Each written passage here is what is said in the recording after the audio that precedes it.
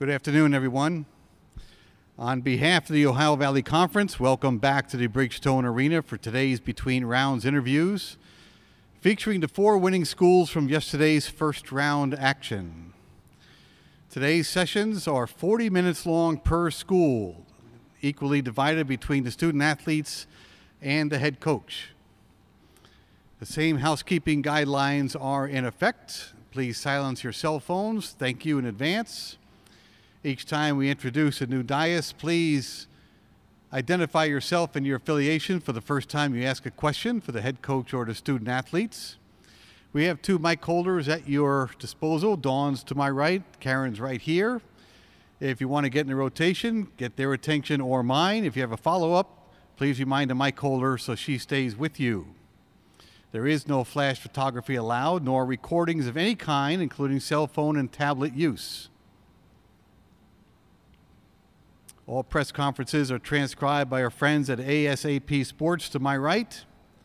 And the satellite coordinates are as follows. Galaxy 17/19K slot C. And the downlink is 12084.5H as in Harry. I'll repeat, Galaxy 17/19K slot C. The downlink is 12084.5H as in Harry. The order today is the Cincinnati Bearcats student athletes, Jacob Evans III, Gary Clark, Kyle Washington. They'll be followed by head coach Mick Cronin. And then the Wolfpack of Nevada. Caleb Martin, Cody Martin, and Kendall Stevens will represent the student body. Eric Musselman will follow. Xavier will be 3rd and Florida State 4th.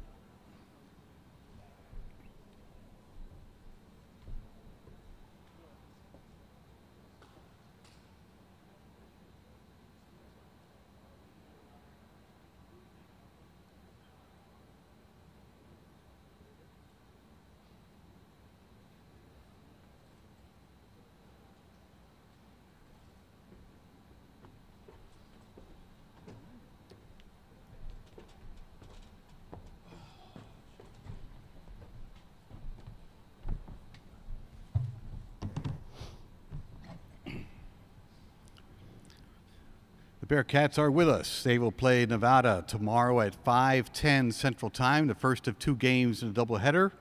As mentioned, Jacob Evans III, Gary Clark, Kyle Washington are with us, and we will go right to questions. And we'll start right there. Thank you. Matt Kesters, UC Magazine. Just wanted to get your reaction to Virginia's defeat last night. We'll start with Kyle and then get Jacob's answer. I think it's one of the biggest upsets in sports history, honestly. But, I mean, it was just crazy. You know, Tony Bennett's a great coach and a great person, you know, playing against Virginia in the ACC. And then, you know, they're a great program. So it was pretty shocking, honestly. But, you know, Jarius Lyles and UMBC, they did a great job. And they competed, and that's what the tournament's about. And, you know, that's what basketball is about. I feel like if you believe in anything, if you believe that you can achieve anything, then you could do it. I mean, it sounds cliche, but I mean, I believe it. It just shows that in this tournament that every team that's in it is pretty good. You know, no matter what the seeding is or what the record was with the 16-1, you just got to make sure you're always ready to come out and play. Therese Walker, Associated Press. With that being said, you're now the highest seed in the South region. Is the target now maybe transferred to your back, and how do you have to make sure you respond to that? Gary?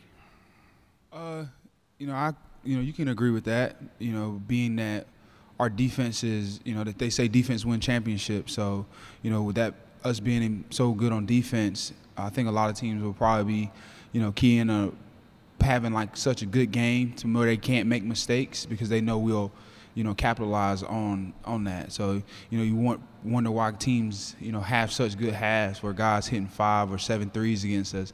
And it goes to show that, their scout report is, you can't make mistakes and just try to get buckets.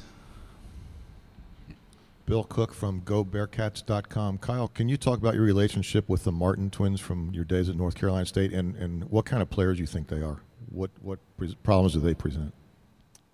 No, I don't want to hype them up too much, but they are great players, and they're competitors. They play extremely hard, and they're fierce. So, I have a great relationship with them. I'm not going to hide it. I'm not going to deny it. But that's not going to translate when we get into 94 feet. I'm going to compete against them like anybody else, because we're trying to achieve something as a team. But, we're extremely close. We were talking during the season. They changed that program over at Nevada, and I'm happy for them because, they've been through a lot, and I'm just happy to see their success. But, we're going to compete hard against them no matter what. Yeah, Chris Johnson, Sports Illustrated. I guess this is for all of you guys, but what do you, I guess, in what you've seen so far, what does Nevada do particularly well, and how can you combat that? Jacob and Gary in that order, please. Well, they score the ball. They're a high efficiency offensive team. They can push the ball in transition with either 5 guys on the court, and they have shooters. Even 1 through 5, everyone can shoot the ball, and that's real dangerous when you also have guys that can attack you off the dribble. I agree with Jacob saying. They spread you out, and everyone can make a play or make a shot to where they really can hurt you. And being that all 5 guys push the ball, you got to be on high alert at all times. You can't. One guy can't run back and just guard their man. Everybody got to get back and, get set up because they're shooters, shoot from deep, and none of them have really a slow trigger. They're looking to get it up fast. Down here to the left, gentlemen.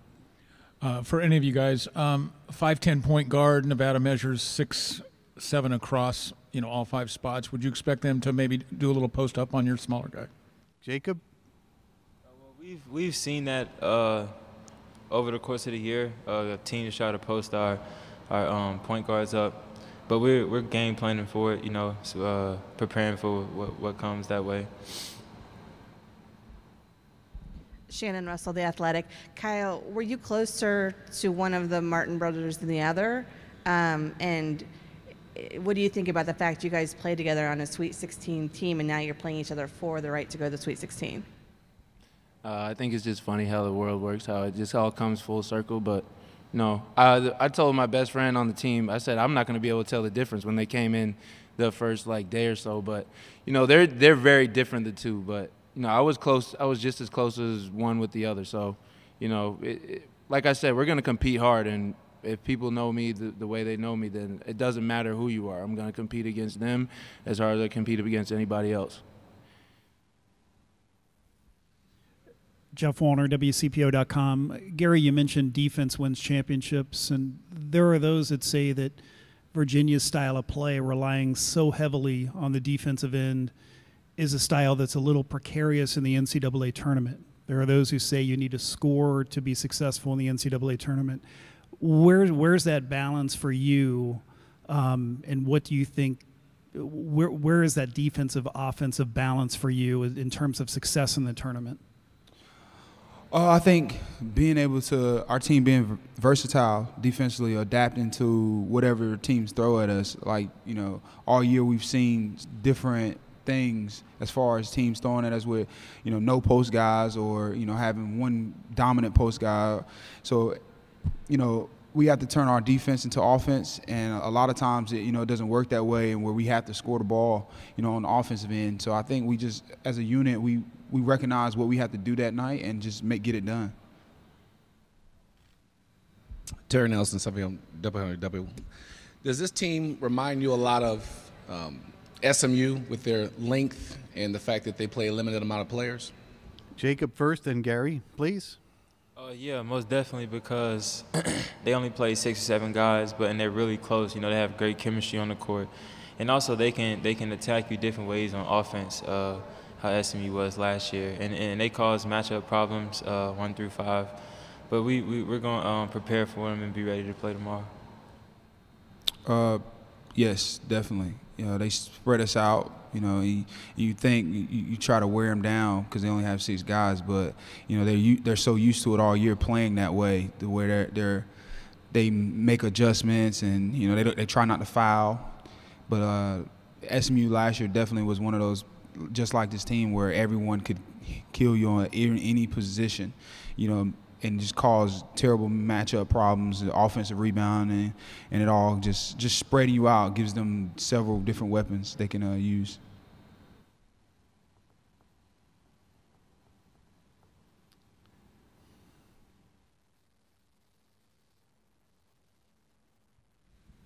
Yeah, I'm Chuck Culpepper from the Washington Post. All 3 of you came to Cincinnati from elsewhere. I wonder if you could describe, or maybe play tour guide, what it's like as a basketball city, what it's like to live with the 2 big programs right there next to each other, and so on. Kyle, you'll start, then Gary and Jacob work your way down here, please. I think it's interesting. You know, Xavier is obviously a pretty good basketball program also. But I just think that Cincinnati as a city loves basketball, and they embrace the college atmosphere and the 2 programs and 2 styles, two different cultures. So I think it's interesting, you know. Yeah, definitely. You know, I didn't realize the exact the intensity between the 2. You know, being from Carolina, you have the Duke, Carolina, and NC State, and you don't really see much of it unless you're born into one of those homes. But you know, it's intense. You know, the city loves the rivalry. You know, it's like split right in the middle of some households, and it's funny to hear, you know, one brother say you see the other player, like brother says Xavier, but you know, you live for the rivalry. Honestly, coming from Louisiana, you know, it's just exciting to see fans around the city and that actually like basketball. You know, basketball is not a big sport where I'm from, so just having people that's interested is great for me.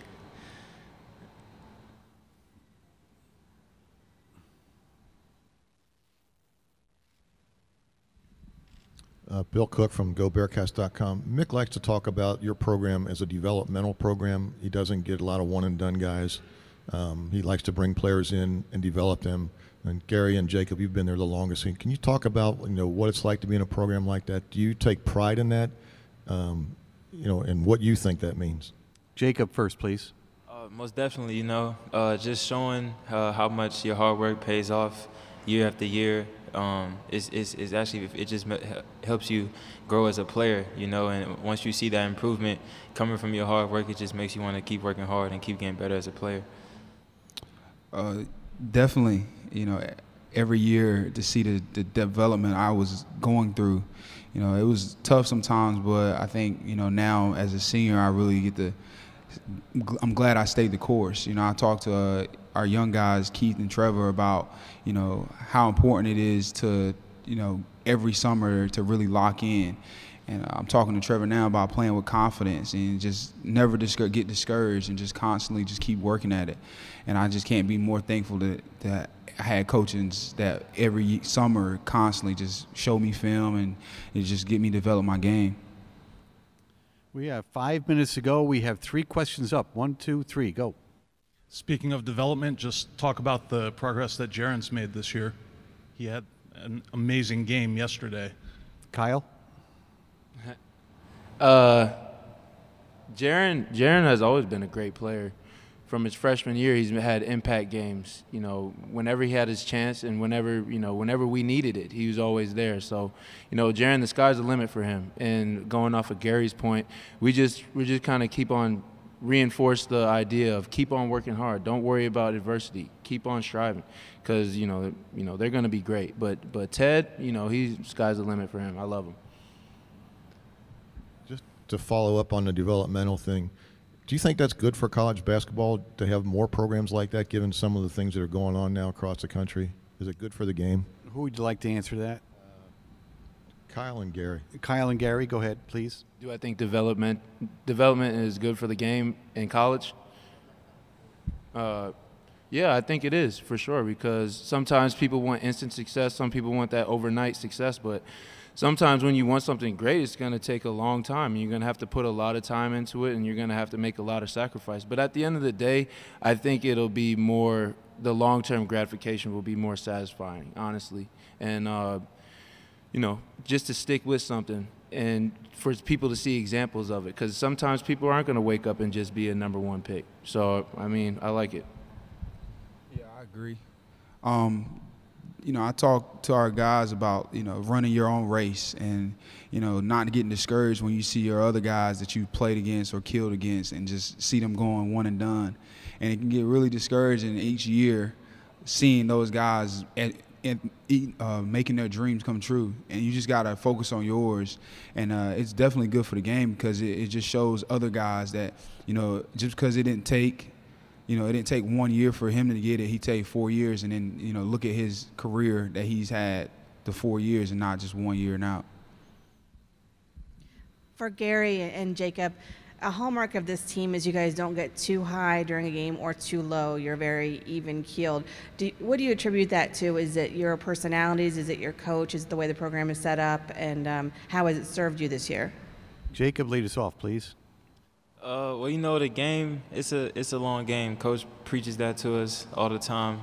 He tells us teams are going to go on their runs, we're going to go on ours, but we just have to make sure that at the end of the game that we're winning. So no matter what happens during the game, we just try to stay focused, stay locked in on our game plan, and make sure we're doing the right things offensively and defensively. I said it yesterday in one of the interviews, just, you know, the team can't be hot the whole game, you know, whether they start off hot or in the second half hot. You know, you just got to waver the storm. And I think it comes from just, you know, coach constantly telling us, like, play defense and rebound. And all else will just come full circle for us. And typically we do that. And whether we're down 18 when we're home against Houston or, you know, up and lose a lead, we just constantly just kind of keep digging at it. And eventually, you know, we'll be, you know, successful. I guess this would be for any of you guys, but between Virginia losing, Arizona going down, Miami also being upset, it seems like the South region in general is kind of opening up for you. Is it hard for you guys not to look ahead and sort of say, yeah, you know, there's potential here for us to advance pretty far in this tournament? Kyle, please. I think the point you're alluding to is like looking past this game. I think if you look past anything, you could fall short. And in this tournament, you don't get a second chance. So if we look past Nevada, that would be our first mistake before stepping on the court. So we're definitely not looking past Nevada. And like I said before, the benefit of going to Cincinnati is we're going to prepare for everybody like it's a round of 32 game. We've been preparing for people. We've been preparing for Western Carolina early in the season before anybody was, you know, talking about this. So that's the benefit of going here. We're not going to overlook anybody, and we're not going to underestimate our competition. Hi, Bill Potter with The American. Guys, I don't know if you're aware of the phrase on social media, Gary Clark is a problem, but just curious for Kyle and Jacob, what makes Gary a problem? And then if Gary could talk about that as well. Jacob, please. Well, you know, he can do everything on the court. Pass, score, rebound, defend. He's a great leader. He leads with he's not that vocal all the time, but he'll tell you when you need to step it up. But he also leads by example, you know. So just him being a problem in all phases of the game, you know, I could definitely say that statement is true. Yeah, I mean, Gary Clark has done so much for this program. I mean, people could say it, but then they don't fully understand the aspect of that idea and that statement because, you know, first of all, he has meat cleavers at the end of his wrists, and he jumps out the gym.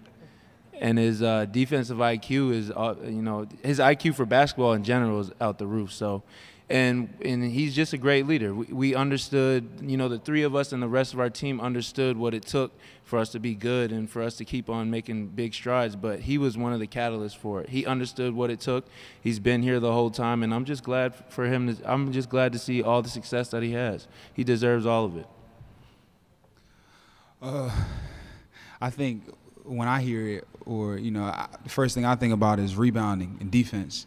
When the scoring is cool and all, but I think when I'm really a problem is when I'm blocking shots, rebounding, and just dominating on the defensive end in any aspect. I think one of my favorite plays would probably be at Memphis when I fell and got back up, and I was like, okay. Like, that's when I realized, okay, I play defense pretty hard.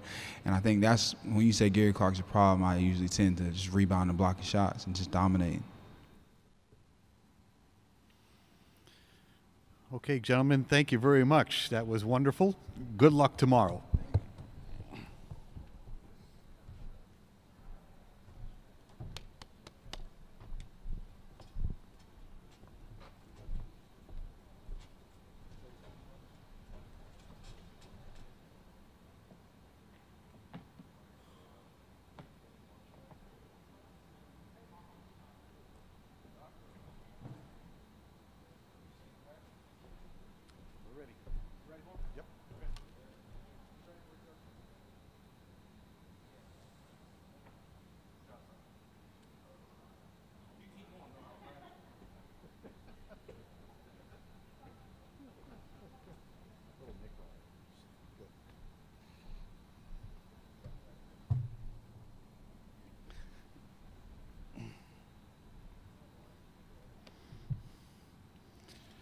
Head coach of the Bearcats is here, Mick Cronin. We're going to ask him to start off with a statement in the between days session here. Then we'll go to questions. Mick, please. Well, happy St. Patrick's Day to all my Irish friends out there, Terry Nelson. Anybody streaming this back home, make sure you go to Salem Gardens. It's the best Irish place on the east side. Obviously, we're happy to still be playing, but focused on Nevada. I hope my guys said their name right. I tried to tell them that it's Nevada. Eric's a great coach, has been for a long time, and they're a veteran team that's 9th in the nation in offensive efficiency. So they present a tremendous challenge as far as their offense. You know, they spread you out. They can really pass. It's a mark of great coaching when you watch a guy's team play and they pass the ball the way Eric's team passes the ball. And it's impressive. Obviously, they have shot makers, and they compete. They get veteran guys because of the transfers and the sit-out stuff. They're an older team, and I think that for most of us, we have to be older to win. We don't get the one and done guys. So they're really good. The impressive comeback yesterday that did not surprise me at all because of the resolve of their team. You know, they're a team built on competitive toughness. So I watched them closely, just never give in. You could just see that they just would not give. They would not give an inch. They would not back down. They just kept digging in until they finally got some shots to fall. And once they got some shots to fall, then they were able to keep grinding and get enough stops to win the game. So I expect an extremely hard-fought game with them. Teresa Walker, the Associated Press. At this point, Virginia's gone, Miami, Arizona. Do you look at how open this region suddenly is, or do you use Virginia maybe as a cautionary tale for your players before tomorrow? I say this with all due respect. I think every region is open every year, whether we're an 8 seed, a 6 seed. Everybody puts their pants and shoes on the same way. I try to build my program not to take a back seat to anybody, and I try to teach my kids that all of them may not hear this growing up, but they're going to hear it from me, that they can be whatever they want to be, whatever they're willing to work to be, and they should turn off the TV. People are going to tell them whether they can win or not, or how good they are. It's irrelevant if you let that stuff affect you. So I feel bad for teams that lost, but other than that, it doesn't really mean any. We won't talk about that. We're worried about Nevada. That's all that matters. We don't beat Nevada. Whatever happened at some other site is completely irrelevant to us. And I say that with, I hold Virginia in high reverence because of their defensive numbers, and they have one of the classiest coaches in the country. But that being said, my point to you is we always think that we can win the tournament. We always think that we can win the game, no matter who we're playing, so. Bill Cook from GoBearcats.com. Mick, you alluded to that just a second ago about having to have older guys to win, and you've talked about your program as a developmental program. Can you elaborate on that a little bit? Is that a conscious decision you made when you got the job that you were going to have to approach it that way? And do you think it's good for college basketball to have those programs given what's going on in the country now? Well, I don't want to bore people, but when I got the job, we had no players, old or young. But I think you got whatever you have when you get a job, you got to understand the demographic of your situation, of the 99 percentile. Obviously, we got Lance Stevenson, but we got him really late because the Blue Bloods didn't take him. So, you got to figure out who you can get, and then you got to figure out who you can get that you can win with, and what is your pathway to success.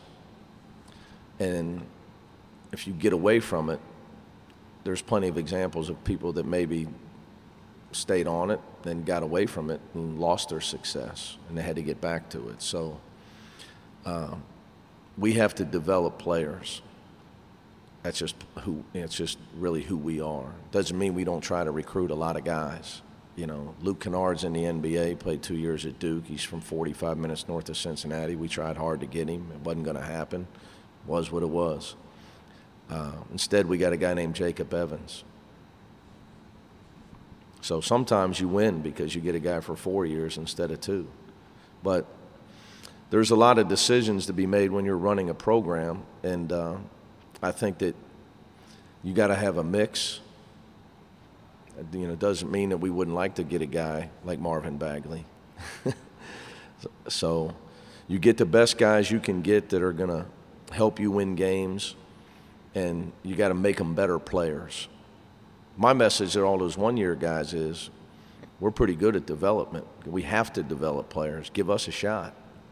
Imagine what you could do with Larry Davis working you out every day. I mean, look at the guy. He looks like he's 27. He's 62.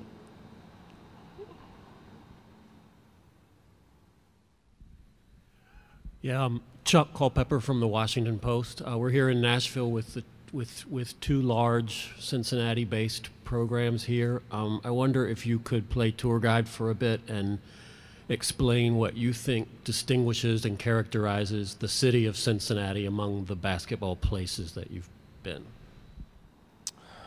I haven't been that far because I went a little south to Louisville and a little further south to Murray State. So, I wouldn't just say Cincinnati.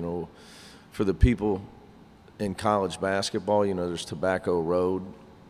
But the NBA scouts would tell you they fly to Cincinnati because you can stay downtown Cincinnati and go see Cincinnati and Xavier practice. Then you can drive to Louisville and Kentucky. And next day you can drive back, and then you go to Ohio State and Indiana. Dayton's got tremendous basketball history. And I didn't mention Butler. And, so we're in the college basketball elite belt. I mean, it's hard to recruit in our area. There's a lot of big-time programs.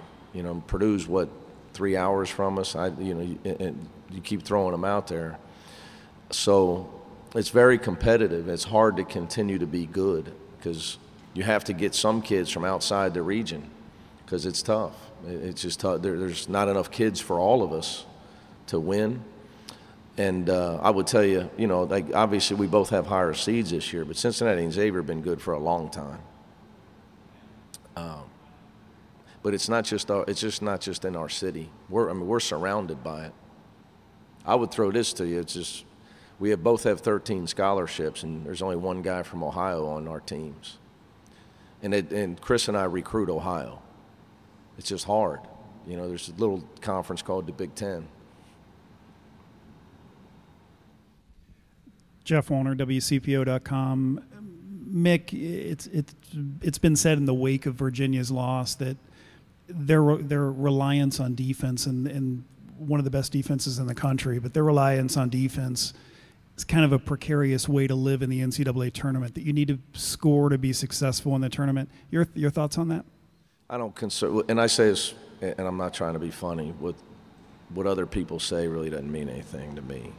Unless, like this morning I was talking to Ralph Willard about something that I think Nevada might do strategically to us, because I think he's a retired genius of a basketball coach. Later today I'll talk to Rick Pitino while Kevin Willard's playing, and I'm rooting for Seton Hall. But what people say is irrelevant to me. I think that people want to bang on Virginia. They ought to look at Pittsburgh, because they relied on toughness and defense, and it wasn't enough for them. And they caused a great man to go back to his alma mater, and now TCU was in the NCAA tournament, and Jamie Dixon, one of the best coaches in our game.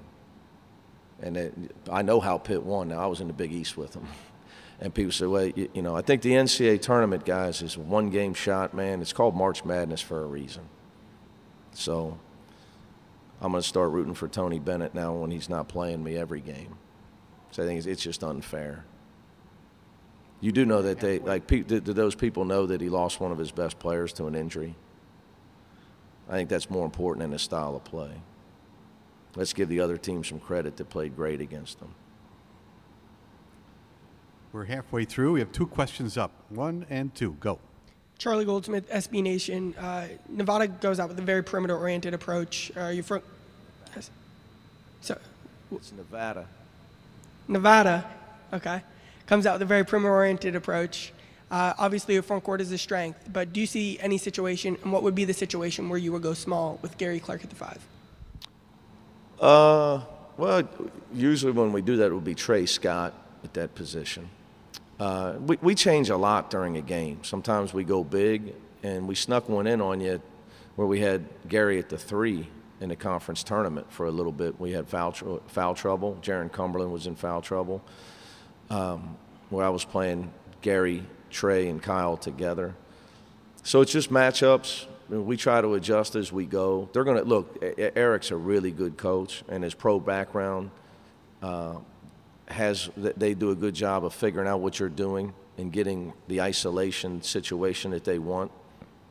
So I think it'll be a game of multiple adjustments. That would only be just one of them.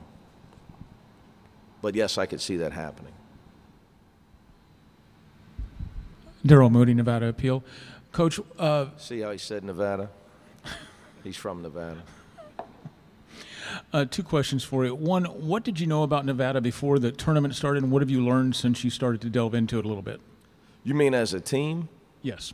Well, I got to watch them, because they play late, and I'm one of those guys. During the season, I'm a basketball guy. Out of the season, I get away, other than July. So I've seen them play games on, they play a lot of CBS Sports Network games. So not focusing in on them, I was like, these guys are a nightmare to play defense against. Just watching them, a lot of high-scoring games. I think they've only scored less than 71 twice this year, which is unbelievable. And then, since doing game prep for them, really impressed with the Martins and their development. They're way better, which is a credit to Eric Musselman and his staff. Way better players than they were. Jordan Caroline, we recruited when he transferred. Way better player than he was at Southern Illinois. And Kendall Stevens. Those are guys that I didn't get to see Hallis a lot. Darren Savino, my assistant, knows Hallis Cook well. They're both St. Anthony's guys. But those 4 in particular players, I had seen them in high school and at their previous stops. They're way better players. So their player development on those kids has been tremendous. I mean, they're really, really high-level players. Second question, if I may. How much have teams tried to post up Jennifer a little bit, with, given the 5'10" height? Not as much as we've prepared for it more than you would think. He and Kane Broom, teams that have tried to post him, are changing defenses. I don't know if a lot of college teams do that. But to be able to post up guards, your other guys got to be able to shoot. So a lot of teams, they can't post up our point guards because their other guys can't shoot. So whoever you take your 5-man, standing him outside the line, we're not going to go out there. So the challenge, what they do a good job of, is when Martin goes to the back down, obviously, Jordan can shoot the ball. So they can go to a spread and a back down and put 4 shooters around their posted up point guard, which you rarely see. SMU is the only team that did it when Shake Milton was healthy. They did it to us when he was healthy. Florida did it a little to us in Newark in a neutral site game. But again, they didn't have the shooters quite. But we've seen it.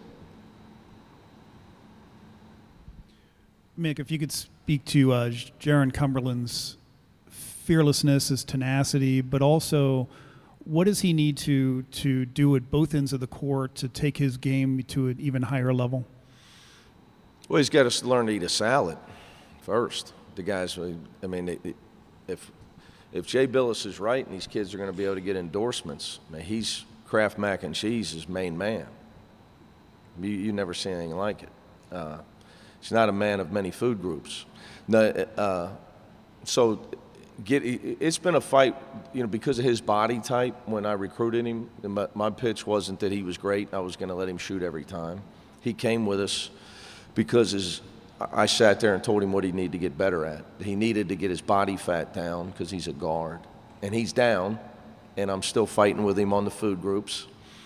And he's got to work on his flexibility. His strength's not an issue. So, I have the best guy in the country for that, Mike Rayfeld. So continuing to try to get his body loosened up and his body fat down and just get his conditioning to where he can be a guy that when we had Sean Kilpatrick as a senior, it's hard to average 21 a game. You got to run around and shoot every ball and not get tired. So conditioning is big, maturity is big. He's made a huge jump, though, from his freshman to his sophomore year. But just continue to develop his body, get his body fat down, his conditioning up, and his ball handling, his left hand. So, but these are all things I presented to him during his visit. And fortunately, he was somebody that respected that. He wanted coaches that were going to help him get better. Under 3 minutes to go. Questions right here. 3-minute warning. Justin Berg, BearcatJournal.com. Coach Nevada, Gotcha. is known for their. I'm getting everybody on this. The Wolfpack are known for their offense. What challenges does their defense present to you? Well, I will say, in fairness to a team that scores the ball as well as they do, and they can score it fast, their possessions are higher. So your points per game that you're going to give up is a little higher. But they front the post. They do a lot. They're similar to us in a lot of ways. They scrap, they fight, they front the post, they switch a lot. And their scouting report, they're a scouting report team. All you got to do is watch their bench while you're watching film. They know every play you run. They're going to be sitting all over everything. You're not going to trick them. You're going to have to take whatever they decide to take away from you. You're going to have to use it to your advantage. But their preparation is tremendous, and they got a lot of fight in them. I think, it all starts with Jordan Caroline. He plays so much bigger than he is, so much. That's why we wanted him. We tried to get him when he transferred because he's got a lot of his dad's traits as far as physical toughness. Okay, Mick, thank you very much. Thank you, Best of luck.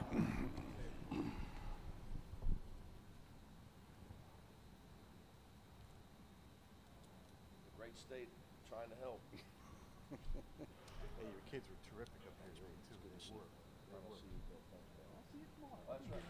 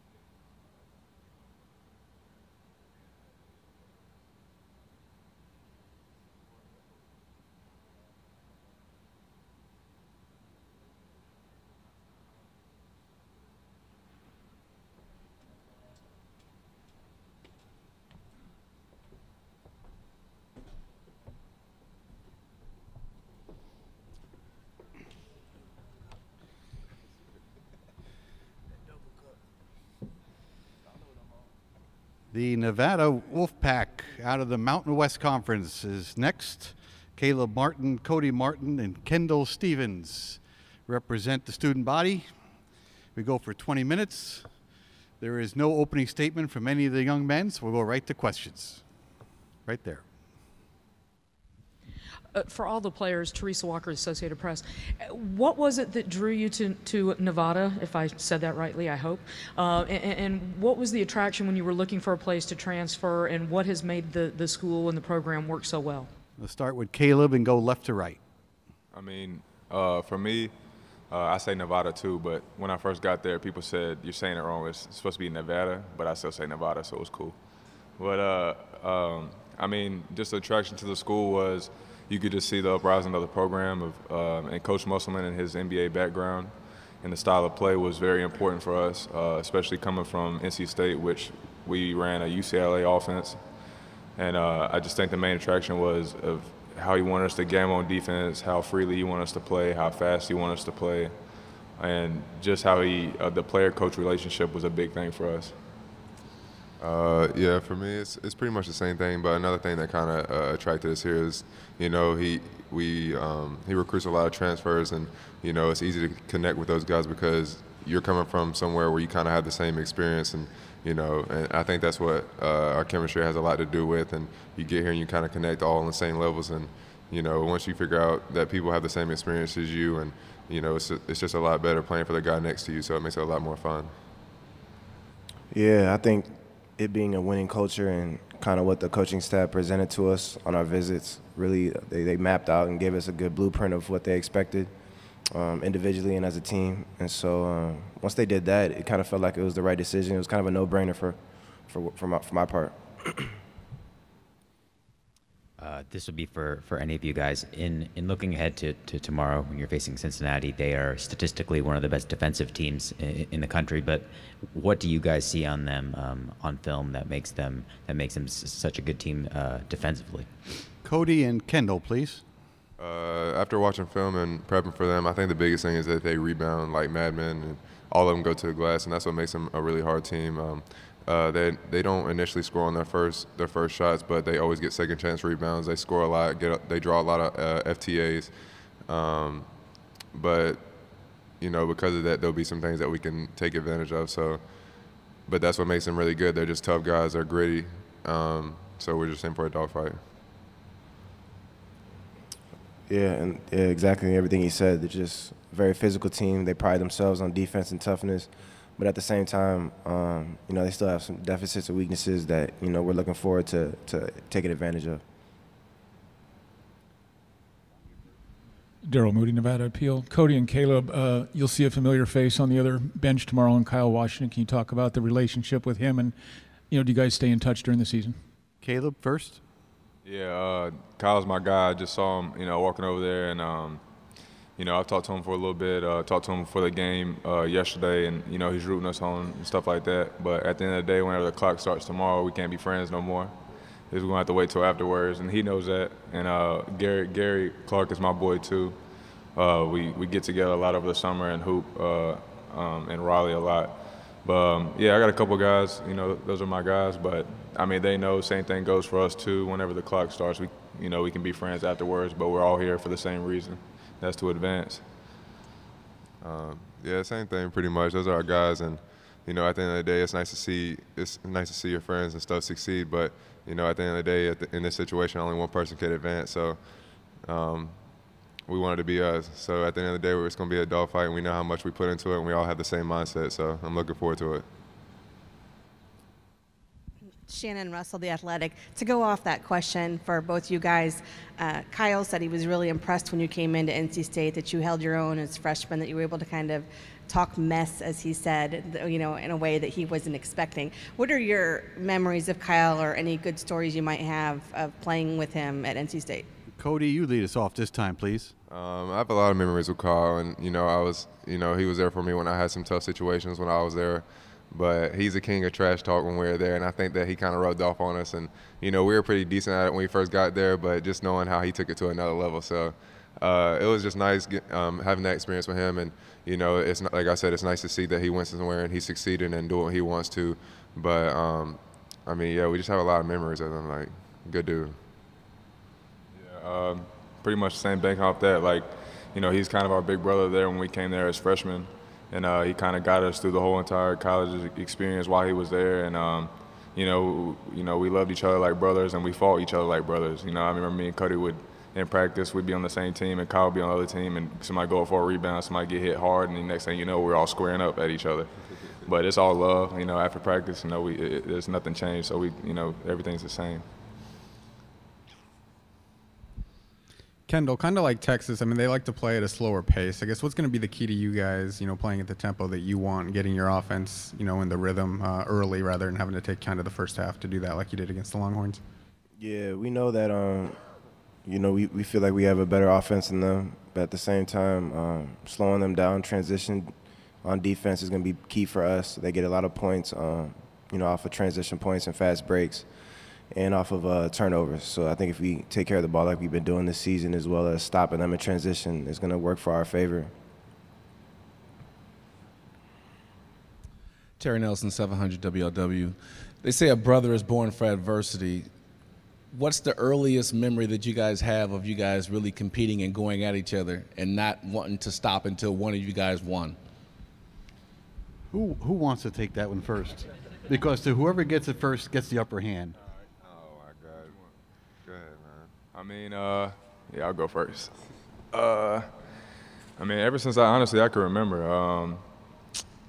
Honestly, like we used to fight over this. It wasn't even only about sports. It'd be just about anything, you know.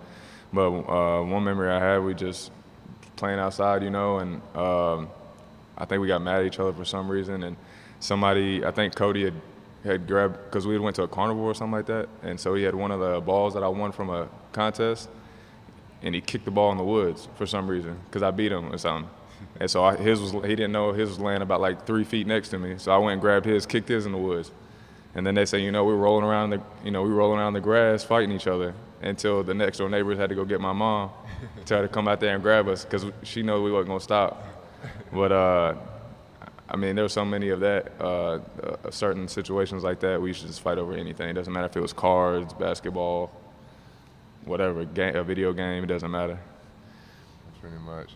I mean, there's a lot of them, but another thing is wherever we're playing Madden and stuff, and it's like at the end of the game, he gets a pick six to win the game. I get mad, and the next thing you know, wherever they're fighting on the couch, we put a hole in the wall. So it is what it is.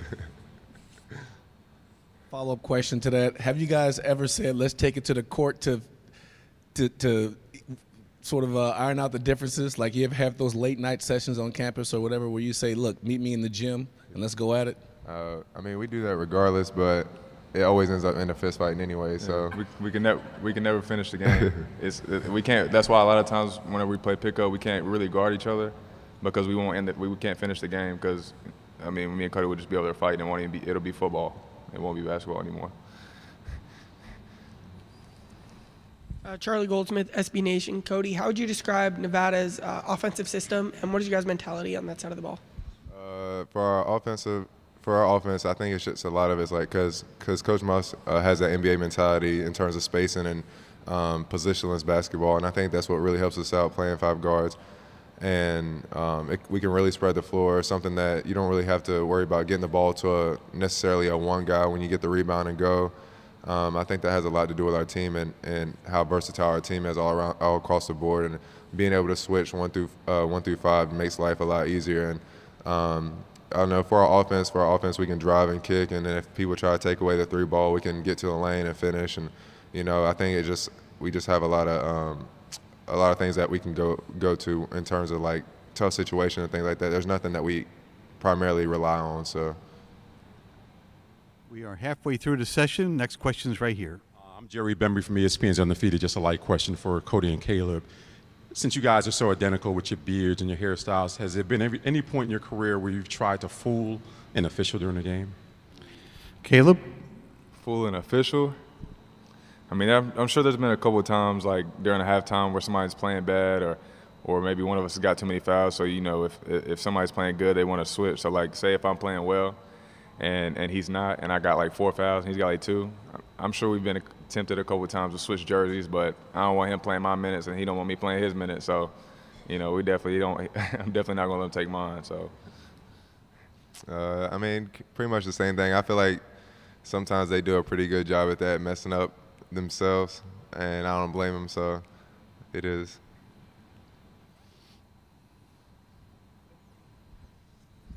One more question here. Your competitive nature, does this have anything to do with the fact that, your mom had to take 3 jobs to make sure that you guys had everything that you had and you didn't have to worry about anything, and the sacrifice that she made is like just the fact that you're paying her back by living your dreams out? Caleb? I mean, for sure. Like, just like you said, like, the way we grew up and stuff, like nothing was ever given. So I think that just plays a big role on how we went through our college career and how we play on the court. She's instilled that kind of, you got to earn everything mentality, just the way she got it, and so that's just the way we try to instill our play into our games, and make sure that we show everybody that, our game isn't just, for mine example, like not just shooting threes or anything like that. Like I want to go get a rebound. Like at the end of the day, we want to be the last people standing, and I think that just plays a big role in the way we play too. Yeah, I think that has a lot to do with it too. I think that the biggest thing for us is seeing her go through that and her sacrificing what she had to sacrifice for us and to allow us to do what we want to do. We have that kind of mentality that we're going to fight for everything that we have, and nobody's going to take it away from us, at least without us giving 100%. So I think that has a lot to do with it, and I know that she's proud of us. So, every time we step on that court, every time we practice, things like that, it's bigger than just us. So.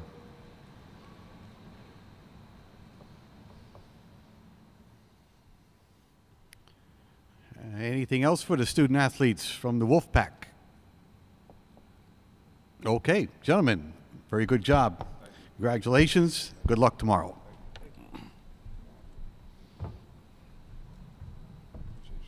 All right, good job. All right, we'll see you tomorrow. Coach Eric Musselman is up next at 2:40.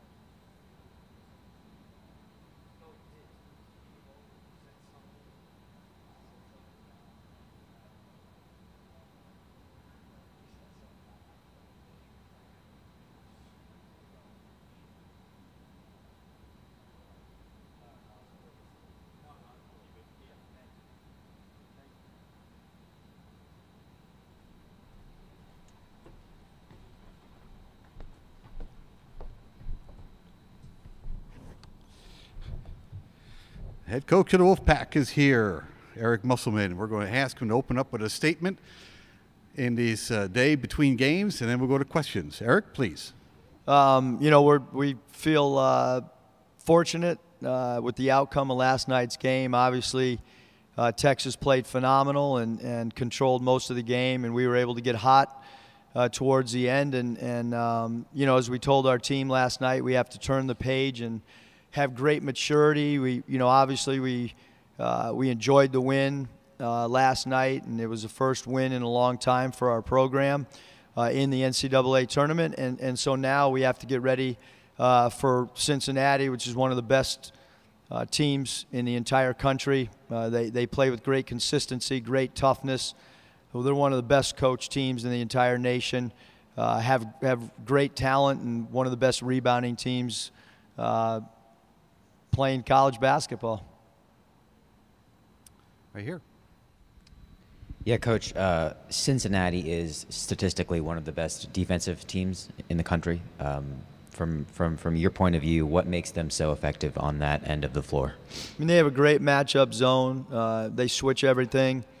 And I think anytime a team can switch things and keep the ball in front and then defensive rebound, it's going to make you really good. They do a great job of defending the three ball. They create turnovers. Their steals ignite their offense. So for all those reasons, again, the switching, matchup, zone, ability to defensive rebound, and then, they have three guys that are high-volume steal players. So all those things are what I think ignite their defense, and we're going to have to do a great job taking care of the basketball. We're still going to be who we are. We're going to try to take threes, and if they take the threes away just as we did against Texas, we've got to do a good job of driving the basketball and not settling for threes if they do a good job closing out and taking away the three ball, which they've done a tremendous job all year taking away threes from opponents.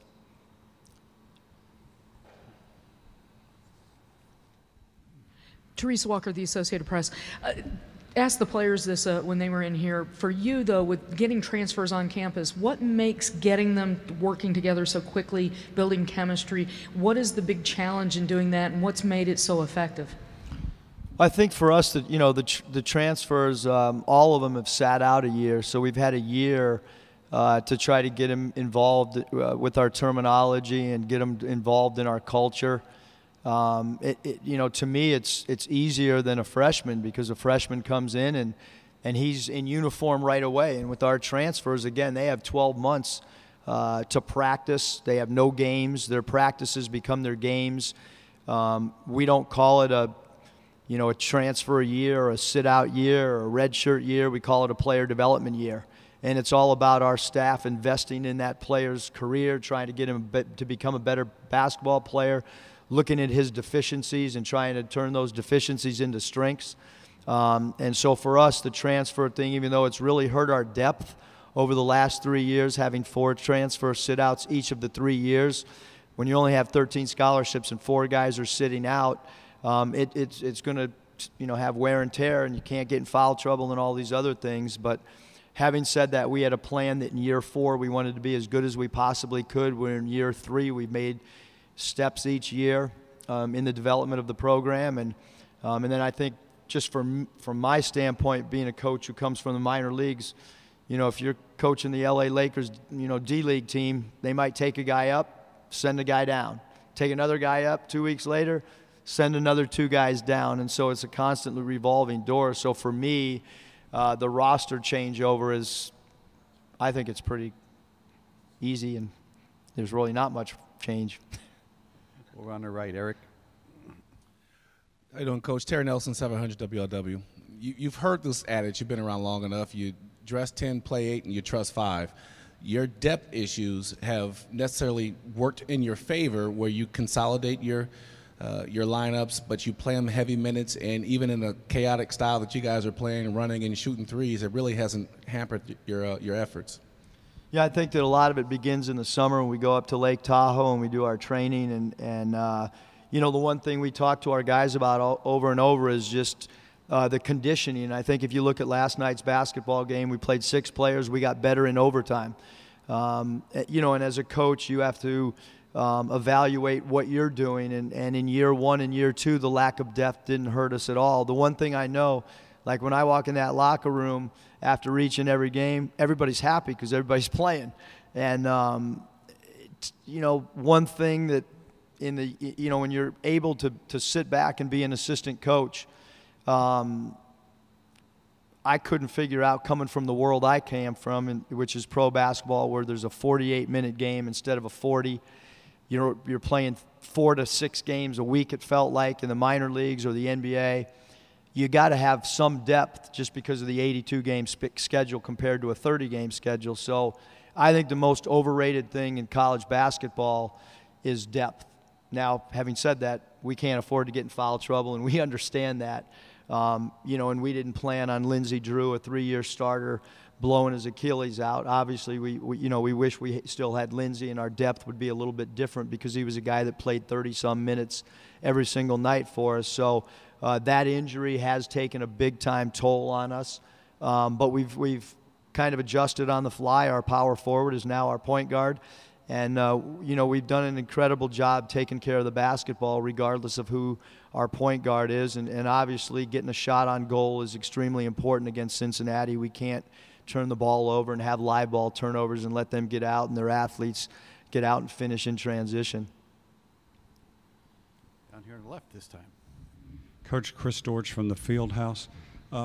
Kendall said that your pitch to him was, playing the NBA style.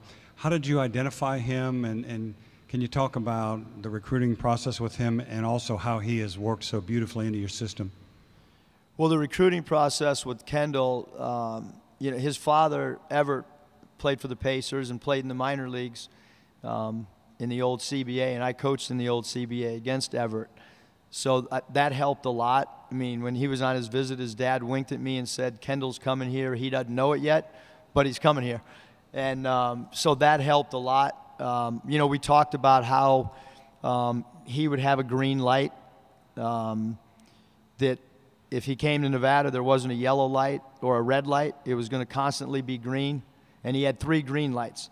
And so, when we got the job, our program was like 320th in three-point shooting, and we knew that was a big-time deficiency.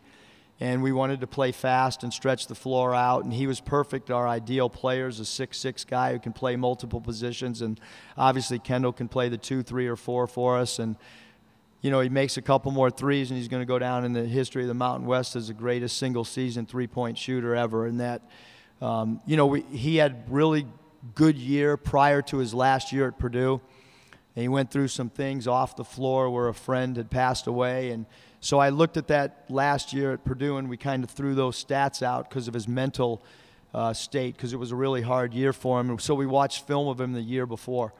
And when he did have confidence and when he was getting consistent minutes, and we felt he was going to be a perfect fit for us, his attitude was going to be perfect. And he's helped us with our identity and style of play. And I love reading the Field House, by the way. Cincinnati's kind of known for its toughness. It's a program that's built on that with the defense and the rebounding. I guess, how would you describe the toughness of the team you guys are going to face tomorrow? I mean, Coach Mick just does an incredible job. I've watched from afar for many years, and to get his guys to play as hard as they do, I think that's the number one, trait that you look for in any coach, whether it's the NFL, college football, any sport, MLB. Like, how hard do your guys play? That's more important than X and O's. And then how hard can you get him to play over the course of an entire season? And nobody can respect what he's done more than I do, because I think that for our program, and that's one of the things that we talked about from day one, is how do we gain respect from opponents? How do we gain respect from referees? How do we gain respect from national media members? That we play really, really hard. And Cincinnati is one of those teams that year after year after year after year, you can turn their game on in November, December, January, March. It doesn't matter. Like, those dudes play hard. And so we're going to have to play harder than we've played all year to stay with them.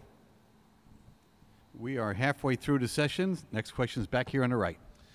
Coach, you got to be one of the most hydrated coaches on the sideline. You always got a cup of water or something in your hand as you're going up and down. The question is, have you ever had to use the restroom while you were coaching a basketball game and seriously thought about leaving? Yes, and yes, and yes. There are small sips that I'm taking because as you get older, you got to use the bathroom a little bit more. And so I do worry. Especially when the timeouts are longer in this tournament. It's been a great concern of mine.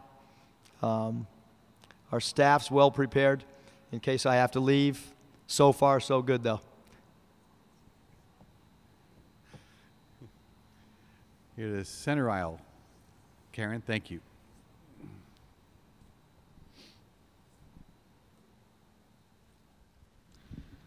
You mentioned that the team was a little bit tight in the first half of the Texas game. Do you feel like they'll be looser in this game, just being out on the stage once? And, you guys are the underdog in this game. The pressure is not on you guys per se. I think as long as we can keep me out of the locker room and not do pregame, they'll be a lot looser because I'm wound pretty tight. One of the assistants said maybe I should chill a little bit before the game, and the guys will chill.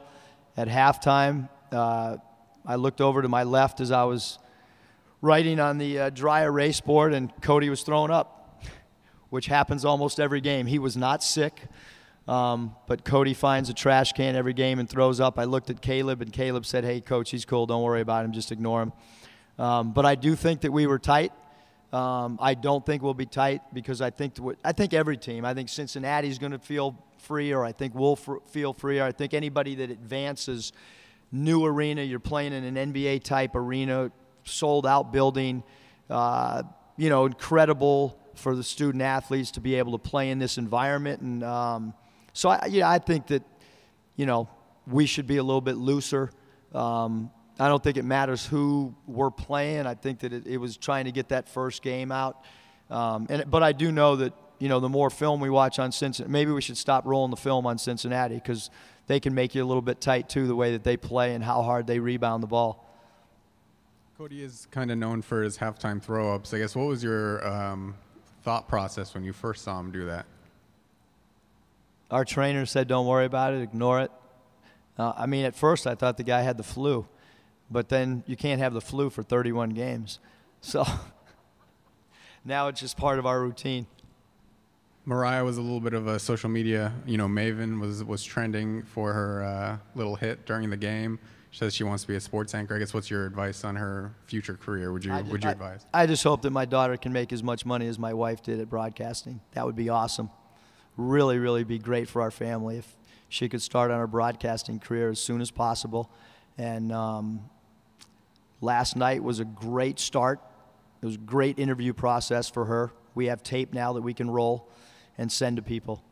But it was a big moment for her, Chris, for sure. Big moment for our family.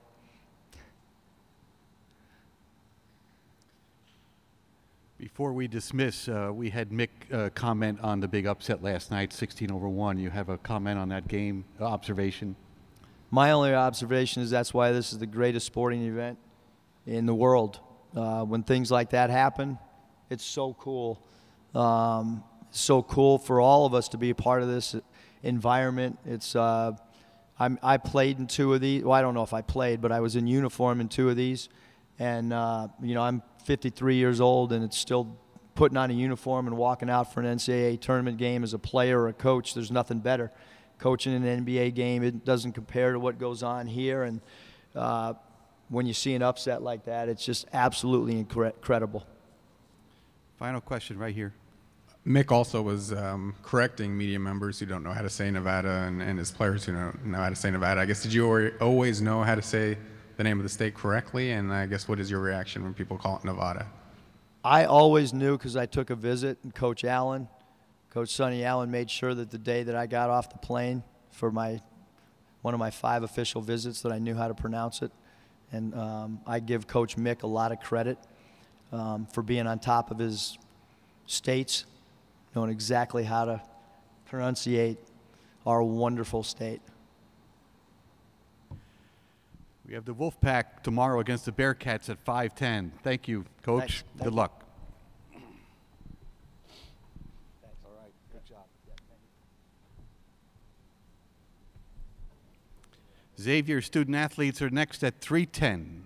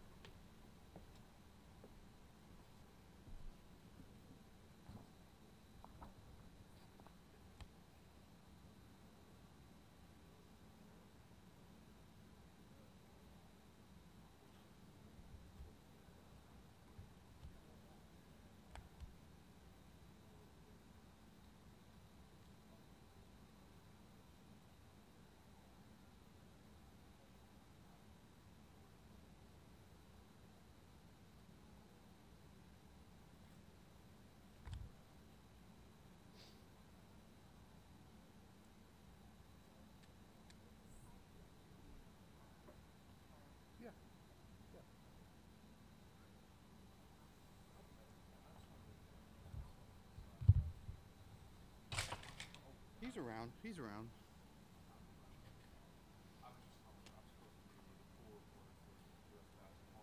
Mm-hmm. Right. He's usually in the office. Yeah, he's right around the corner.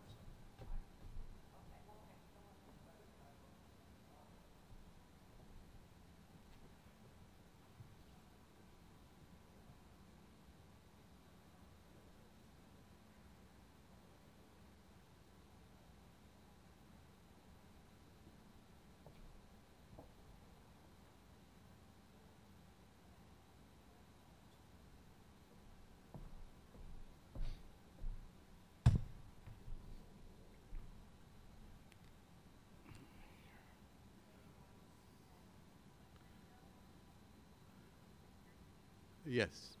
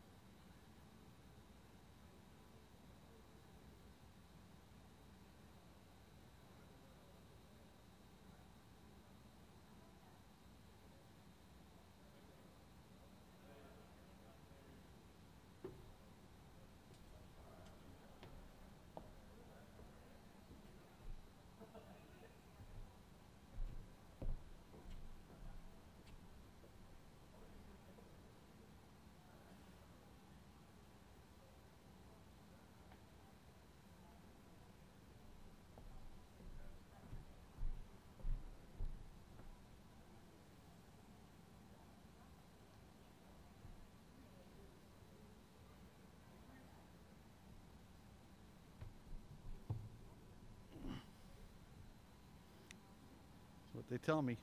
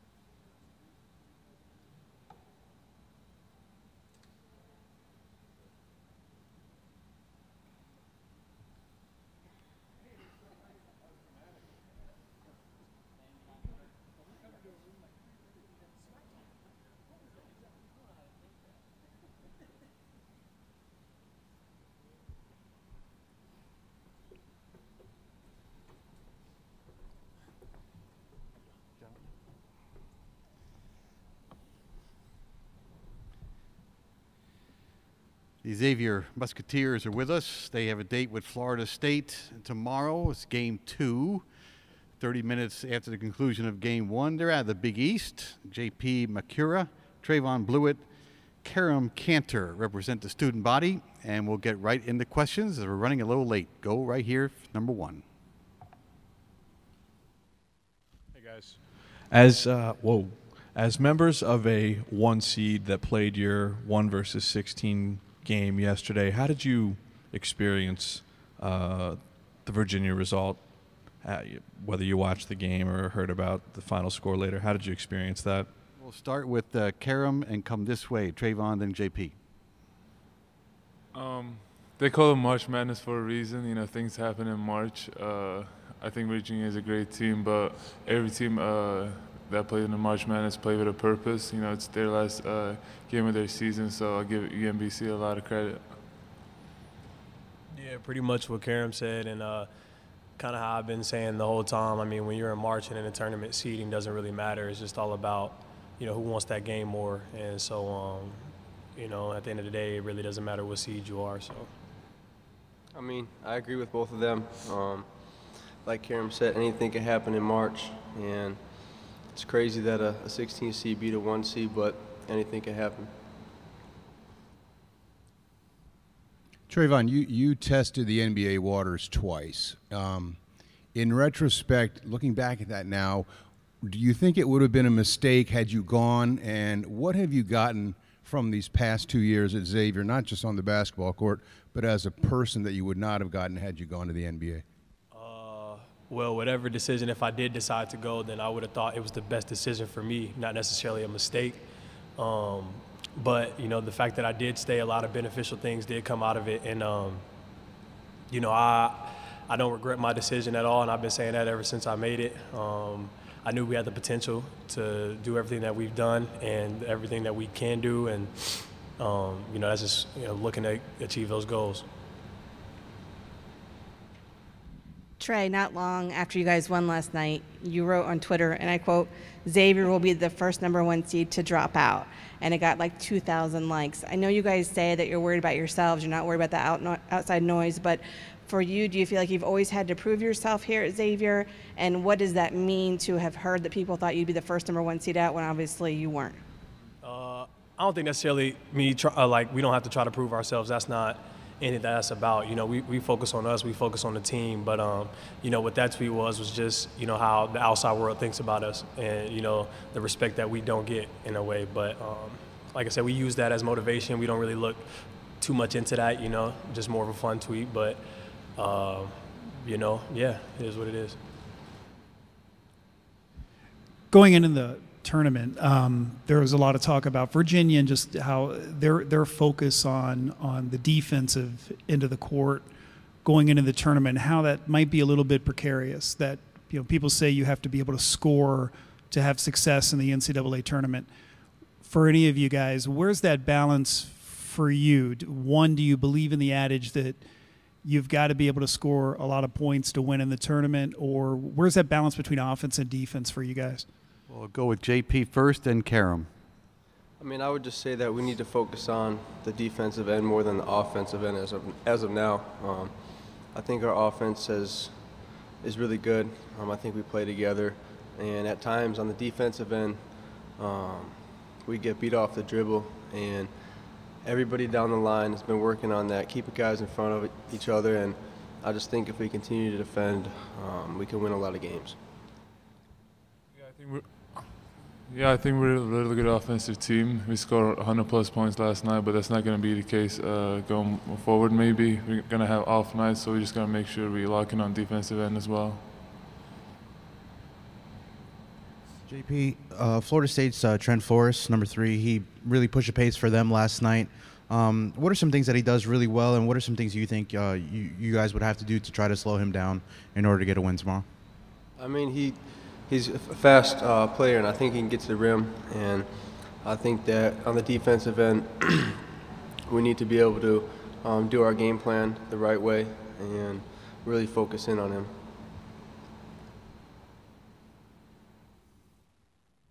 Trey, following up on that question, and all three of you, if you could answer this, you said you don't feel like you've gotten a lot of respect. You're a team that won the Big East regular season title and are very high in the RPI and done a lot of things. Why do you think Xavier has not gotten respect from a national vantage point? Start with JP and go that way.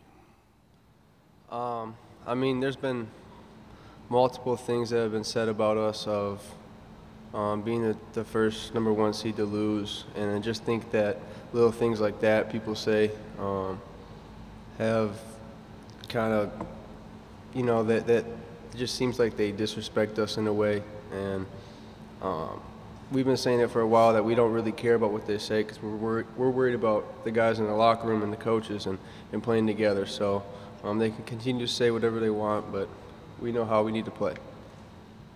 Yeah, I mean, everything JP said is right, and you know, I couldn't tell you why we don't get that respect on a national level. It is what it is, but you know, we're going to continue to work on ourselves and be the best team that we can be within ourselves. Yeah, I mean, like they said, we could care less about how much respect we get. We deserve to be 1 seed for a reason, so we just got to play our basketball and not listen to outside voices.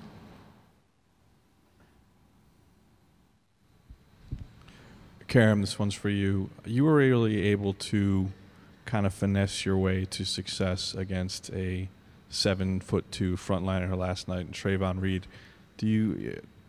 Florida State has quite a massive front court. Do you think one of them is 7'4", I understand. Do you think you in particular can finesse your way to success again, or is there a different approach you would want to take to a player that's 2 inches taller, and how much of a difference does that make? I mean, hopefully I can have a good game like I did yesterday. I'm not going to go out there and try to force shots. I'm going to try to stick to the game plan and do whatever my coach asked me to do.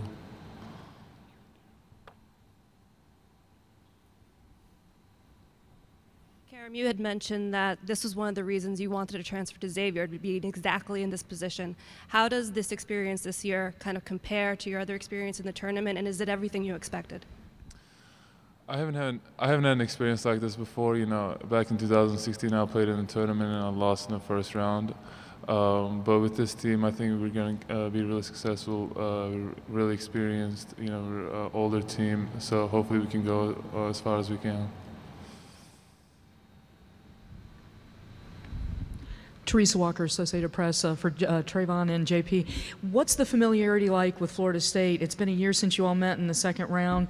When you start talking about them, how much do you flash back to last year's game, and do you prepare for them maybe to come out with a little bit more desire for revenge, payback to get to the Sweet 16?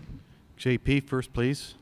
I mean, they're a very athletic team, and they play well together, and they're tough, and we got to keep them off the glass. They got some of the same guys as they did last year, and I have a feeling that they're going to try and come out with and get some revenge. Yeah, you know, since we played them last year, some of the things that they do is sort of similar, and then some things that they do is different. Like JP said, they got a couple of players returning from last year, and they also got new players as well. And, you know, I think with how things ended last year, you know, they're definitely going to look for revenge and try to give us their best shot.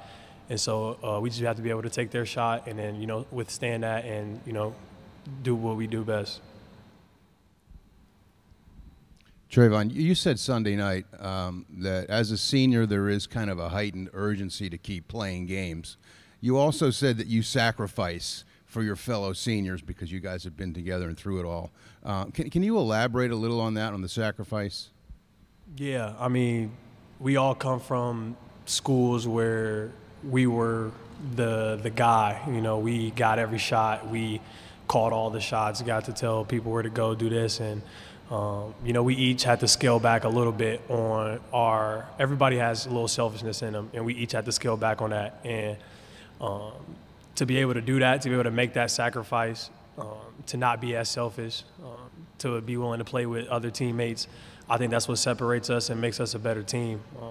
Like I said, any guy on this team, 1 through 13, 1 through 8, the guys that play, they can be the guy on any given night. So it's just a real big credibility to them to just be able to not get big-headed and, you know, just stay and worry about the team first. We have 5 minutes to go. We have a question in the back. Go, please. Charlie Goldsmith, SB Nation. First for Karam and then for Trayvon. Looking back to December when Coach Mack changed the starting lineup, starting you and starting Najee Marshall, what effect and what influence or what impact do you think that had on your success so far this season? I think it gave me a little bit more comfort. You know, coming off the bench, you kind of want to do a little bit more to stay on the court more, but I think it gave me a little bit more comfort knowing that I'm one of the starters. I would say that. Yeah. So I mean, having Najee and Karam brings a lot of versatility to our group, our lineup. You know, you have Karam who could push the ball from a rebound, and he's a 5. You know, bring him out on perimeter, and then you got Najee who I think is a all around solid player. You know, one of our best defenders on the team, and he just brings extra athleticism and extra length, and I think that's kind of what helps us.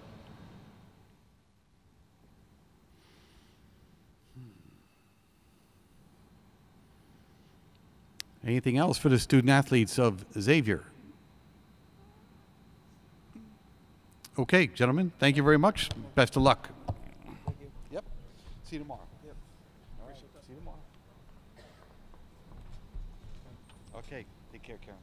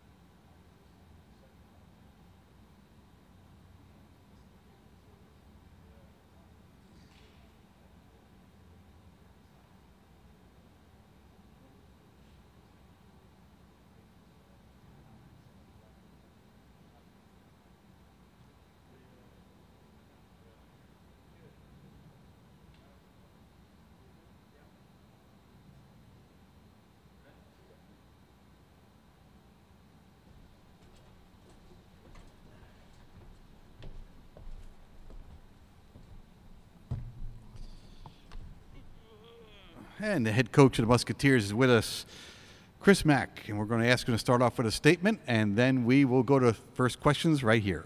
Chris? Sure. I mean, we always feel fortunate anytime we can advance in the NCAA tournament. Now there are 32 teams, well, probably less now, 30 teams left to win a national championship. And we play a very talented, together, hard-playing group in Florida State tomorrow. And, we're going to have to be at our best, certainly have to take care of the basketball and keep them off the glass. And if we do that, then, hopefully we can figure out a way to win. Hey, Chris. The old adage about, anything can happen in the NCAA tournament, that's why they call it March Madness, it seems to always hold true. But I'm wondering, as the head coach of a #1 seed that had just hours prior completed your 1 versus 16 game, how did you experience hearing or watching the Virginia result? And was that a little bit jarring as the coach of a fellow 1-seeded team? I don't know if it had anything to do with what we were seeded, but maybe we can relate a little bit to it more because in the history of our program we had never been a 1 seed. I thought UMBC played, at least I watched the last 10, 15 minutes of the game, played amazing. They played with such poise. They played together. They didn't let the moment rattle them. And I think that no matter who you are, 1 seed, 10 seed, 16 seed, that's how you have to play this time of the year to advance. Because the moment, the environment can be overwhelming if you start to think about that and not at the task at hand. So amazing game. Those kids will be remembered for the rest of their lives, what they did last night, and it's pretty cool. But I can also feel for Tony Bennett. He does it the right way. He's a phenomenal coach. He's a great person. He had a special year, and tough to see him go out like that. Chris, going into the tournament, there was some talk about Virginia as well as they were playing, that their style of play so reliant on the defensive end that maybe that was a little precarious in the NCAA tournament, where some might say you have to score to win in the tournament. You have any thoughts on that? Well, you better score if you want to win. I think that Virginia could certainly win a national championship. I think you're fooling yourself if you don't think a style like that could do it. You look at the history of the NCAA tournament, whether it's UNLV, the Running Rebels in the 90s, Syracuse with their zone, any type of team can win. But I will say that it's a little difficult when you play mostly in the half court and you get down 10 or 12 points and you're not used to manufacturing points in a hurry. It's probably hard to catch up a little bit more. But that doesn't mean that their style or our style is more conducive to win a national championship, in my opinion. Chris, with a year in hindsight, how did you guys do what you did to Florida State last year? And can you take anything away from that game this time around because they have such a different team? Yeah, we were, and we are now, petrified of their ball pressure and their ability to rattle offenses.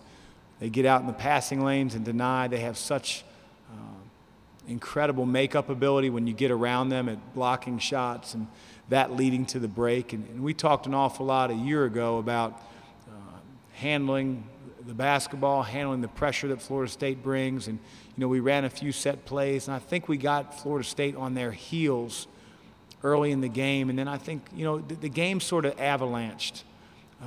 I don't think we as a team were as good as we played for 40 minutes, and I don't think Florida State was as poorly of a team as they played for that 40 minutes. Having said that, it'll have nothing to do with tomorrow. We have to be able to handle their ball pressure and not let them turn us over so that they're getting out in transition, because no team in the country is stopping 2-on-1s and 3-on-1s.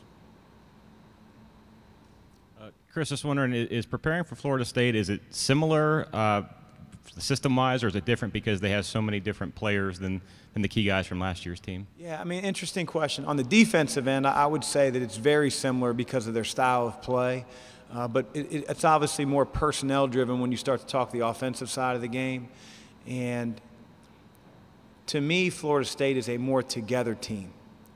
You know, I don't want to say it's equal opportunity, but you have 3 guys averaging around 12 to 13, 14 a game. You have 3 guys that are almost at 10 a game. You know, you have their 4-man using ball screens just as much as their point guard. So I see a team that plays for one another, that plays together, that I think is a much better sum of its parts team than maybe a year ago. And that's no disrespect to the guys that were on the team a year ago, but that's sort of what happens when guys start to climb up the draft boards and they feel like they're auditioning in March a little bit. So we just have to worry about keeping those guys as best we can out of the lane and off the glass and then handling ball pressure that we're going to see tomorrow. Teresa Walker, Associated Press. With that said, when you're going up against a team, same position as a year ago, second round, trip to the Sweet 16 on the line, how much do you prepare your team for, Florida State looking for some revenge and payback and a trip to Los Angeles? I mean, I don't know how you would prepare them for that. You just say it. Hey, they want revenge. I mean, like, it's not going to change anything X and O wise. I mean, our guys want to go to Los Angeles too. And, this year's a new experience. It's our 96th team in school history. And this group of guys will never be together again.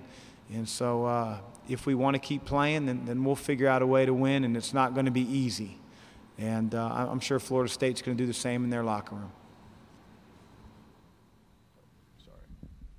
So I guess Trayvon Reed ends up being pretty good preparation for the kind of front court you're going to face tomorrow night. What? I don't get why we keep seeing these 7'4" guys. I mean, like when I go recruiting, they're never around. Last year too, right? Yeah. In Arizona. Same approach. You want to go at those guys. I mean, that's your philosophy. And does 2 inches of difference for the 7'4" player make any difference for you? Well, the difference is what's surrounding their big guys. Florida State as a whole, they have bigger, stronger, more talented players than Texas Southern. No disrespect to Texas Southern, but you had Trayvon Reed and then a bunch of guys that were about 6'4". Now you have Phil Kofor, who's 6'8", 6'9", shooting threes. Every one of their wings are 6'5", 6'6", 225. I mean, they're high major ACC caliber talented players. So we know that, and we're going to have to deal with that. Do we know any more about Najee today? He didn't feel great this morning, so we held him out of practice. We're hopeful that he'll be well enough to play tomorrow, but I'm not trying to be coy. I just don't know, and hopefully his back loosens up over the next 24 hours. The good thing is, as you guys know, if you've had lower back problems or any type of problem physically, you usually feel a little bit better at night than you do in the morning. So I'm glad our game's later on in the evening.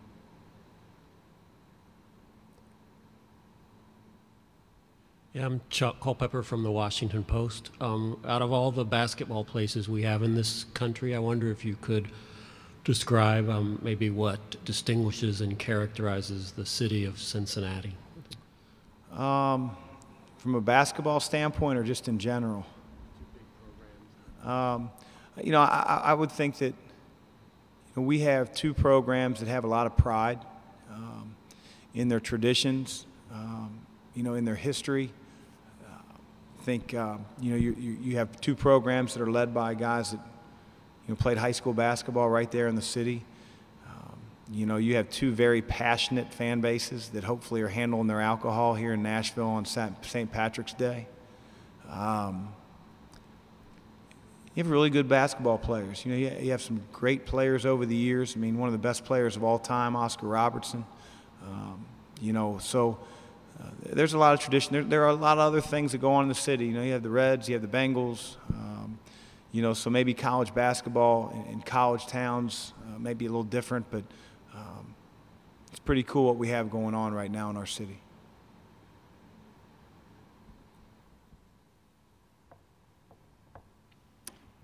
Anything else for the head coach of the Musketeers?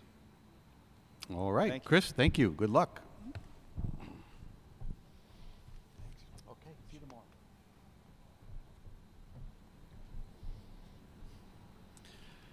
Florida State student athletes up at 3:55.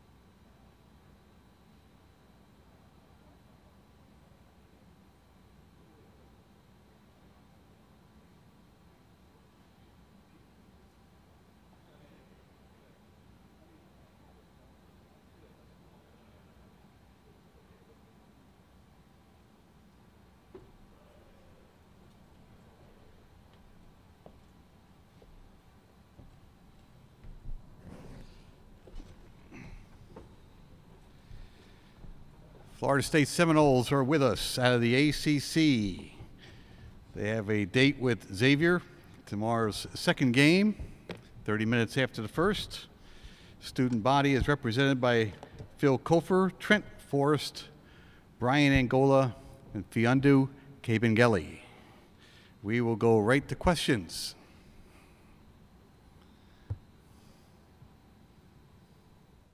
Trent, going back to last year's game, what happened? Look at with the year of hindsight, and with you guys having such a different team this year, what can you take from that game last year? I feel like just where we came up short. I feel like we've learned a lot from that time last year till now, and being able to prepare for this moment even better than we did last year. Trent, when you look at them on film, do they look similar to last year's team? In what ways are they similar? In what ways are they different? I mean, is it familiar? Very familiar. They have a lot of the same players, same personnel, and they do a lot of the same things that they did last year. So I feel like it's really basically the same team that we played last year, just with a few additions, 2 freshmen that they have. So I feel like it's basically the same team. Teresa Walker, the Associated Press. With the differences on your roster, is the focus at this point get a little payback or just trying to get a win to get to the next round in Los Angeles? We'll start with Fee and go to Brian next. I feel like we have to make sure we just focus on our principles first, just defend. You know, we look at this game as the next step, get to the Sweet 16. They're a talented bunch. We knew that they got us last year, so it's in the back of our mind. We need to focus on the goal ahead and just focus on this game. Well, like Fiondu said, it's another game step. We're trying to make a run to the national title, and Xavier is on the way, so we're just trying to do what we do and take care of business. Yeah, I guess this would just be for any of you guys, but Trent, I think you just mentioned that they are very similar to what you saw last season, but what in particular does Xavier do well? Trent will go, and then Phil will follow. I would say their physicality. They're pretty physical, same as last year. And they got 2 pretty good scores with JP and Blewett, so I feel like those are 2 key things that they had last year that they have returning this year. So I would just say their physicality as an overall team, and then they have 2 pretty good scorers. Going off what Trent said, they're definitely a physical team, and they're a great shooting team, so we're going to have to do hard contests and just really keep on composure even if they make shots, and just stick to our game. Phil, Trayvon Blewett, what do you remember about his game from last year, and what makes him such a challenge to defend? He's a tough shot maker, so we're definitely, like I said, we're going to have to hard contest on him and, stick to our principles. But I think, his shot's going to fall sometimes and sometimes they're not. So I think we just need to keep doing us on defense.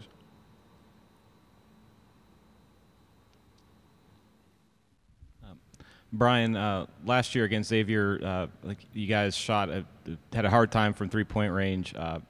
Given the way that you guys have been able to shoot at times this season and shoot lately, do you maybe have a little more confidence knowing that if they give you some looks that they want you to shoot out of, that you can be able to do it?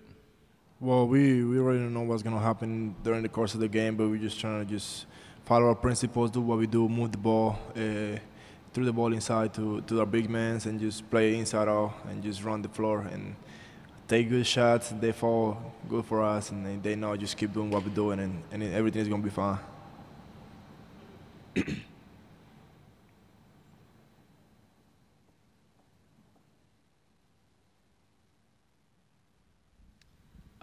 This is again for any of you guys, but if you could just comment on Virginia's loss yesterday and what you guys think about it.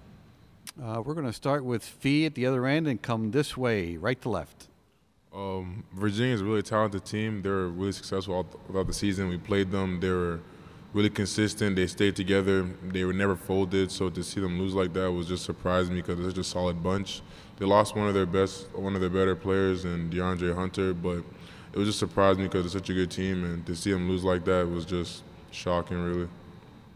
Well, for myself, it was just they show you how March is, and no matter if you made a hit, it's for some reason nobody here is saying to losing a game, and if you bring it 1-9, you can get beat by anybody. So that's my point of view. I was definitely shocked. It was a big shocker for me. But kind of going off of what Brian said, it's just that time of the year you can't look past anybody, no matter who it is, whether it's a 16, 15, whoever you're playing. So I feel like just not looking past the competition and going out and playing and do the things you need to do to win the game. Yeah, I didn't get to see the game, but I seen the after score. But definitely, like they've been saying, you gotta look at every an opponent the same, like you playing, an NBA team or something like that. But besides that, I think they're still a great team no matter what, and I think they'll still be pretty good next year. So.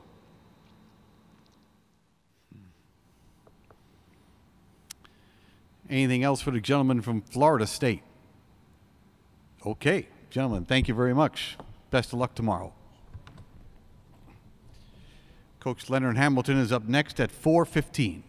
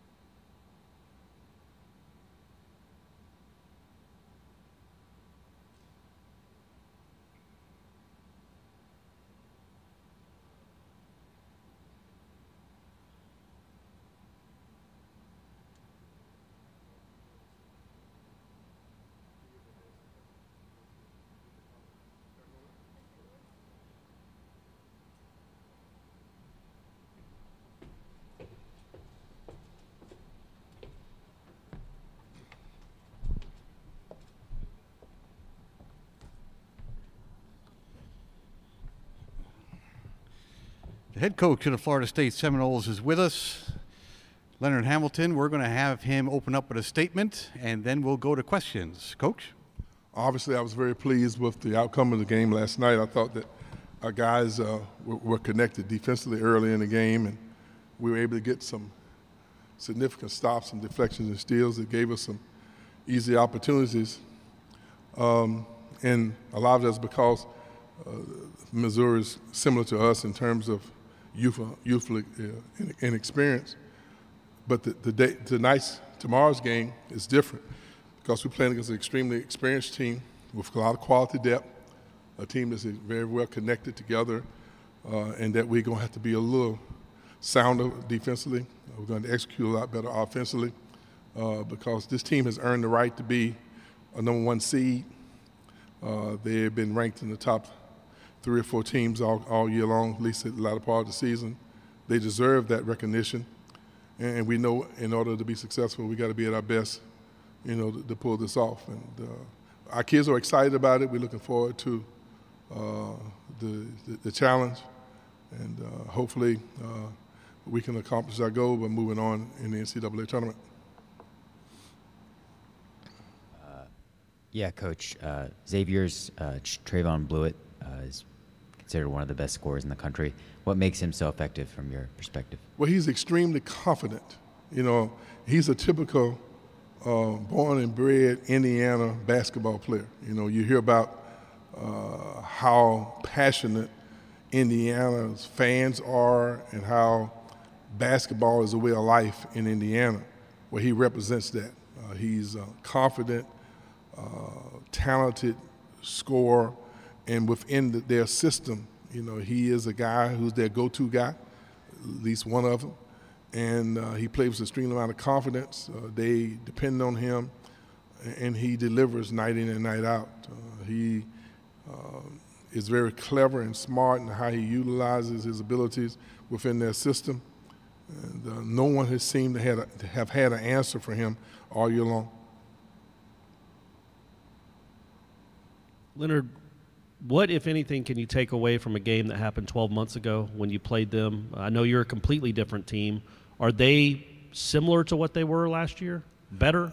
I think they're better than they were last year because they're older, more experienced. They have basically the entire team coming back, maybe with the exception of a couple of role players. And I think they're older, more matured. Emotionally, they don't get rattled doing critical parts of the game, and I've watched several game films of them, and even some of the games where they have been challenged, they never seem to lose their composure. And so they're not going to miss shots unless you make them miss. Defensively, they have a sound fundamental defensive system that's connected. They have the right balance offensively of inside and outside attack. They execute in the half court when time comes. They have a system that really fits who they are. And so at this time, when you're in the NCAA tournament, the challenge for all teams is for us to be the best of who we are. I think their experience says that they're going to be consistently being who they are. Hopefully, the challenge of the moment will bring the best out of us. I think our effort will be good. I think we're who we are in terms from an experience standpoint. But I know we're going to give a tremendous effort. I like our kids' attitude, and we know we got to be at our best in order to be successful. Teresa Walker of the Associated Press, how's Terrence Mann doing, and is he going to be able to practice today, his status for tomorrow? We won't have what you call a typical practice today because we were here at about 12:30 last night, and I think we probably got to bed around 2 o'clock. So we will have basically a game preparation type practice, understanding that we got to be full go tomorrow. Terrence has gone to the doctor today. I have not gotten any results from that. I think he's had a couple of MRI to see kind of where he is. I think he has a groin strain. He was quite sore last night. I don't expect him to play unless the doctor comes and tells me something different. But we have to wait and see. But I don't have anything officially I can tell you other than that he had been bothered by that prior to coming to the tournament. If you noticed last night, there were several kids that slipped on the floor. Obviously, I hope that's not the case when we play tomorrow night. But he did slide, and it was very painful. And we just thought that it was not at the level that we could utilize him for the remainder of the game. And I'll know more, hopefully, when I talk to the doctors, maybe before or even after practice. Leonard, just in terms of preparation on a short turnaround, does it help at all going against a team that you do have some familiarity with that you otherwise wouldn't, and still have some of the same players? Well, I think because they've been so successful, they've been on TV so much, our kids are somewhat familiar with them, but it's one thing to watch them and to see them on film. It's another thing to go out and execute against them. They are very talented, very well coached, and they're one of the top 3 or 4 teams in the country. But because we're in the ACC, we play against this level of competition on a regular basis. I'm hopeful that will allow our kids to have a certain level of confidence and maturity, or at least the right mental approach, understanding that this is an ACC caliber type team, and that we faced them before. And the bottom line is that you just got to go out and play. We got to come as close as we can to reaching our full potential, because with their experience and that they have, they've shown that they're pretty much going to be on point.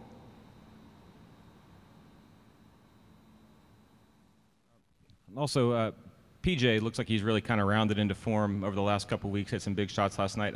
How much did that injury affect him? And does it now that he's healthy, is he kind of giving you sort of, I'm sure, what you want to get out of him? Well, we've had 3 major injuries this year. Obviously, with Trent being out for 7 weeks and Chris Kamaji being out for 6 or 7 weeks, it kind of slowed our progress up. But when PJ went down with a bone bruise, we lost our best shooter, and it took him a while to get his confidence back and get back into the groove. Obviously, having a guy like that who's capable of knocking down shots from anywhere on the floor is important, because we're playing against a team that has several guys that are capable of shooting the ball as well as PJ shoots it. And so we definitely need him, and he's coming around. His defense has been consistent. He's finding a way to play within our system. He's confident that he can.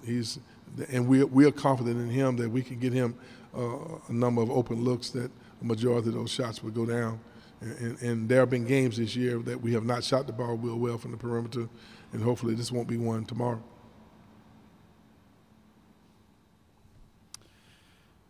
Anything else for the head coach of Florida State? Thank you very much. All right, thank you.